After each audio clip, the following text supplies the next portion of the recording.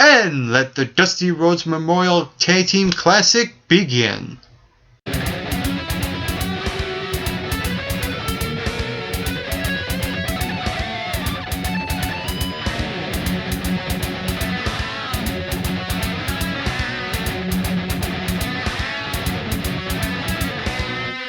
Hello all MRBers and welcome to another video with me, Mike McRock, one half of the McRock and Bolt Wrestling Review Show.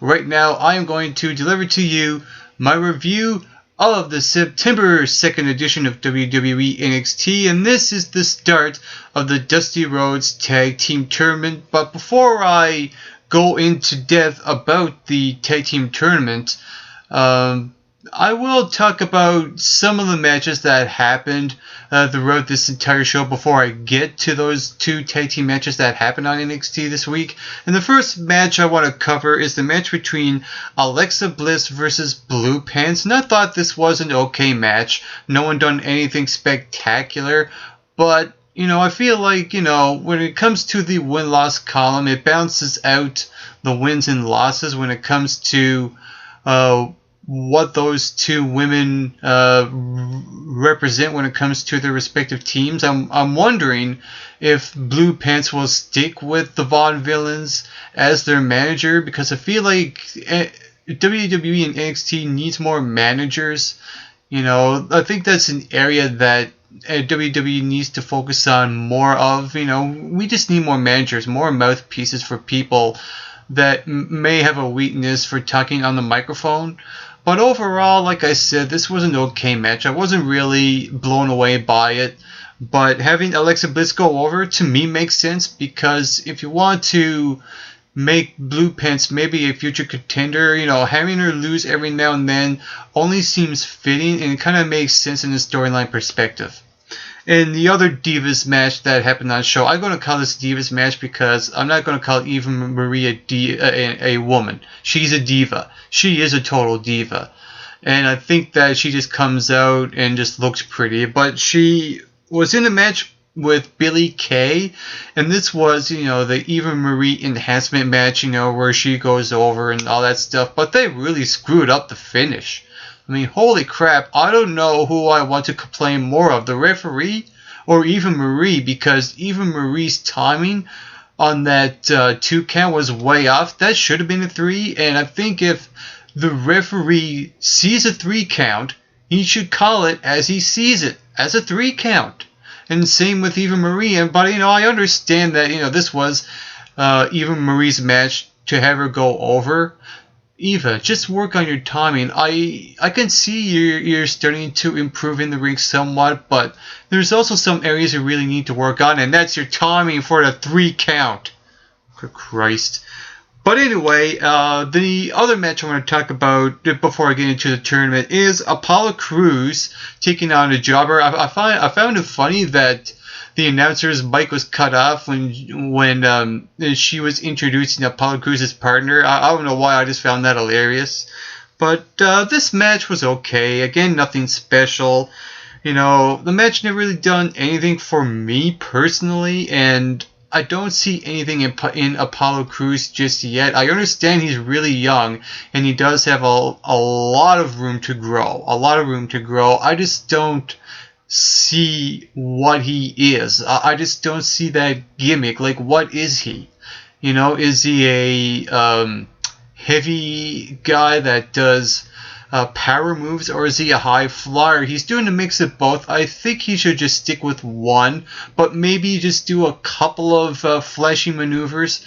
I like his standing moonsault, but I just don't see it as a finisher for Apollo Crews. I think he needs more of an impactful move to make the audience really pop. It's a flashy. It's kind of like Rob Van Dam doing the split-legged moonsault. Yeah, it looks flashy, but it's not impactful like his 5-star frog splash. So I think there's some areas that they need to work on with Apollo Crews.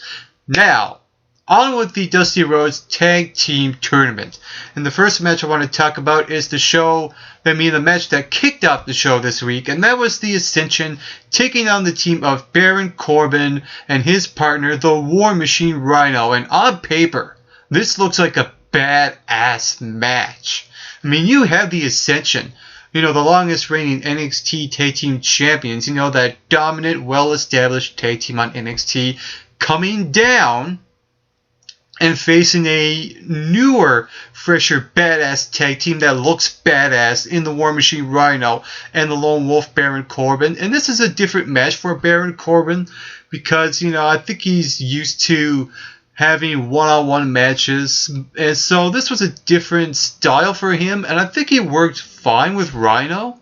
And I like that Baron Corbin and Rhino got one here, and I like that Rhino got the pinfall because I feel like if Baron Corbin lost this match, he would be just completely directionless, and I hope something good comes out of this for the both of these guys.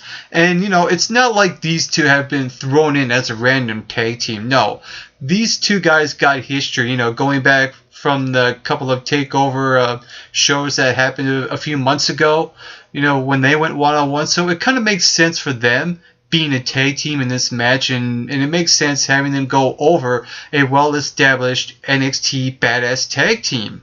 It really does.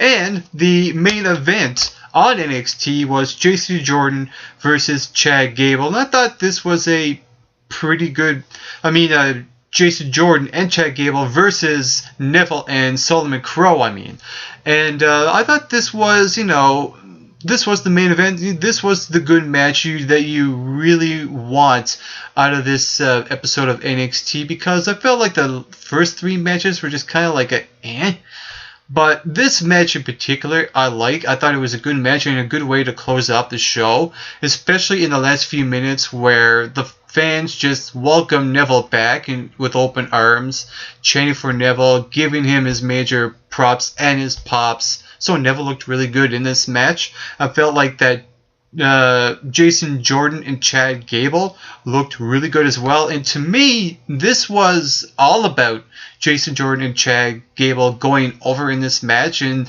them doing most of the work. And by week, I feel like that Jordan and Gable feel more like a tag team than they ever do. They have really good chemistry during their backstage interviews, the way they talk with each other back and forth. And I can see that they're starting to do a little bit more tag team maneuvers. I like the little things, what they do in the ring, when they switched places over and over, doing the shoulder presses to their opponent. So I really like Jordan and Gable being more of a tag team in this match, and the way they came across as a tag team.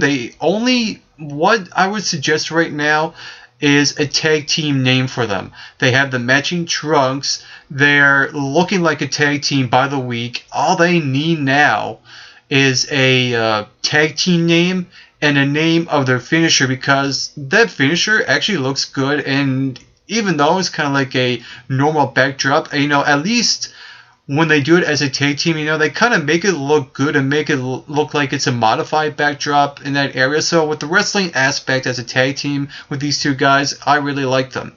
And I like this match, and I think this was a really good way to close off NXT when the first three matches just kind of didn't deliver the way I wanted them to.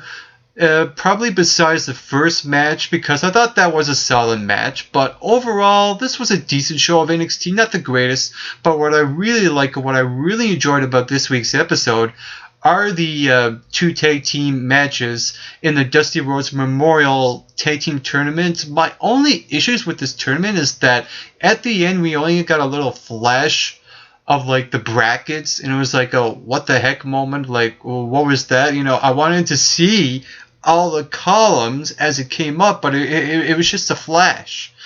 And I wanted to see like who's facing who and all that stuff. But we did get one of the answers, and NXT signed a couple of hottest new free agents. They got Johnny Gargano, I think that's how you pronounce it, I'm not sure, and Tommaso Ciampa. These two guys, I do believe they were in Ring of Honor. I am familiar with Tommaso, and I have seen him before, and I'm interested to see what they're going to do on NXT. And the random thrown-in tag team of Tyler Breeze and Bull Dempsey, I don't know. I think that might be just a forced tag team that, we're forced to watch next week. And Samoa Joe and Finn Balor going into this tag team tournament as well as a tag team, I'm kind of on, because it's still a couple of random thrown guys in a tag team. But I feel like that if they're going to have Samoa Joe be the next guy to face Finn Balor for the NXT Championship, I think it's a good time for Finn Balor to turn heel, because I don't want Samoa Joe, to be that heel guy. I just don't think he needs it. But I think Finn Balor needs it more, and to have that more of a personality for him. But really, this show was about honoring Dusty Rhodes. And I think they've done a really good job of doing just that. So that was my review of NXT this week. And my question to you, what did you think about the show? Whatever you thought, feel free to leave those comments right here in the comment section below. And you can also hit that subscribe button down below this video as well to become an MRBer on this wrestling review show.